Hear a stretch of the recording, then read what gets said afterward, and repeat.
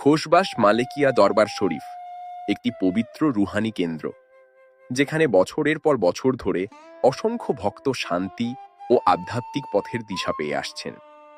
এই পুণ্যভূমির প্রতিষ্ঠাতা ও পথপ্রদর্শক ছিলেন আধ্যাত্মিক সাধক হজরত আব্দুল মালেক শাহ সিরস্তি রহমতুল্লাহি আলাইহি।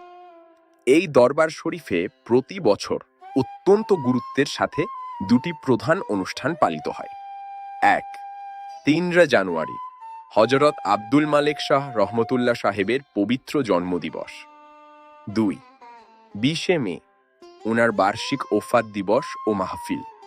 এই দুটি দিনে অসংখ্য ভক্ত ও আশেকান সমবেত হন জিকির ও দোয়ার মাধ্যমে এক আধ্যাত্মিক মিলন মেলায়।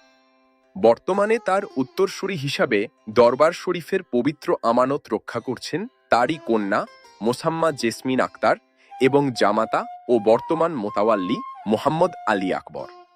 তাঁদের যোগ্য সন্তানরা এই সেবামূলক ধারাকে এগিয়ে নিচ্ছেন। মোহাম্মদ আয়ান ও আজানও এই ঐতিহ্যের অংশ। মোতাওয়াল্লি মোহাম্মদ আলী আকবর সাহেবের ঐকান্তিক প্রচেষ্টায় দরবার শরীফে অভূতপূর্ব উন্নয়ন সাধিত হয়েছে। মাজার শরীফের স্থায়ী সীমানা প্রাচীর নির্মাণ করা হয়েছে।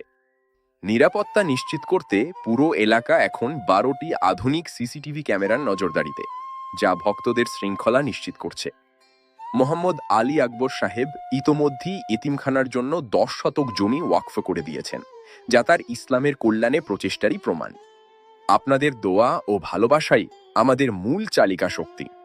যোগাযোগ মোহাম্মদ আলী আকবর এবং মোহাম্মদ হেলাল উদ্দিন।